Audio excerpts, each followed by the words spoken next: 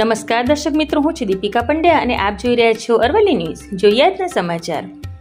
મોડાસામાં ગ્રાહકોના આરોગ્ય સાથે ચેડા કરનાર વેપારી માટે હવે કાયદાનો દંડો વાગ્યો છે. એક્સપાયરી ડેટવાળું અથાણું વેચવું અને ગ્રાહકને પાકું બિલ ના આપવું વેપારીને ભારે પડ્યું છે. અરવલ્લી જિલ્લા ગ્રાહક તકરાર નિવારણ કમિશને અથાણું વેચનાર મોડાસાના ડીપ વિસ્તારમાં આવેલ સરોદય ચિકિત્સાલય પતંજલિ સ્ટોર્સ અને ઉત્પાદક વિરુદ્ધ કડક ચુકાદો આપતા 50,000 દંડાત્મક કાર્યવાહીનો હુકમ કર્યો છે. અરવલ્લીના વડા ગામના રાહુલભાઈ પ્રજાપતિએ તારીખ 23 એપ્રિલ 2024ના રોજ મોડાસાના પતંજલિ સ્ટોર્સમાંથી હિમાલય ચેરી અથાણું ખરીદ્યું હતું, પરંતુ વેપારીએ ગ્રાહકને પાકું બિલ આપ્યું ન હતું અને 3 મહિના અગાઉ એક્સપાયર થઈ ચૂકેલું એટલે કે તારીખ 24 જાન્યુઆરી 2024ની પ્રોડક્ટ વેચી દીધી હતી. ગ્રાહકે વેપારી સમક્ષ રજૂઆત કરી હોવા છતાં યોગ્ય જવાબ ન મળતા અરવલ્લી જિલ્લા ગ્રાહક સુરક્ષા પરિષદના સિરાજ મંસૂરીએ ફરિયાદી બની પતંજલિ કંપની અને સ્ટોર્સ સામે ગ્રાહક કમિશનમાં કેસ દાખલ કર્યો હતો.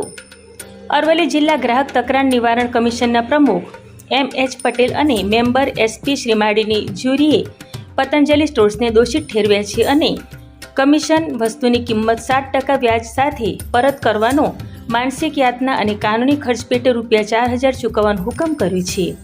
એટલું જ નહીં, અનૈતિક વેપાર પદ્ધતિ બદલ રૂપિયા 50,000નો દંડ ફટકારી આ રકમ ગ્રાહક કલ્યાણ નિધિ ગાંધીનગરમાં જમા કરવાનો પણ આદેશ આપ્યો છે.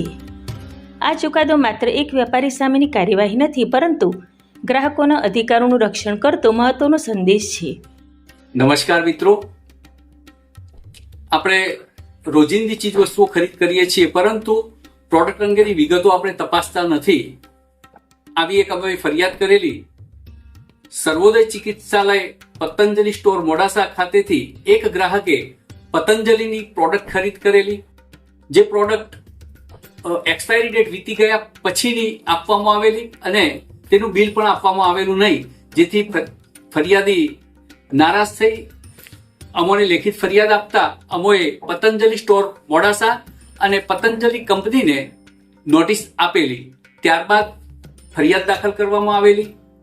ફરિયાદના કામે અમોએ પુરાવાઓ રજૂ કરેલા અને અમારી દલીલો ગ્રાહ્ય રાખી નામદાર કમિશને આ બંને વિરુદ્ધ ચુકાદો આપવામાં આવેલો, જેમાં ફરિયાદીને વળતર ચૂકવવામાં આવેલું, તેમજ અનૈતિક વેપાર પદ્ધતિ અને સેવામાં ખામીના લીધે આ સ્ટોરને રૂપિયા 50,000નો દંડ કરવામાં આવેલો, જે રાજ્ય ગ્રાહક કલ્યાણ નિધિ ગાંધીનગરમાં જમા કરાવવાનો હુકમ કરવામાં આવેલો છે.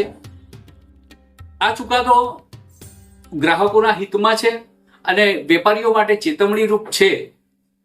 આપ સર્વેને વિનંતી છે કે જાગૃત બની ખરીદી કરો. સિરાજ મંસૂરી, અરવલ્લી જિલ્લા ગ્રાહક સુરક્ષા પરિષદ મોડાસા.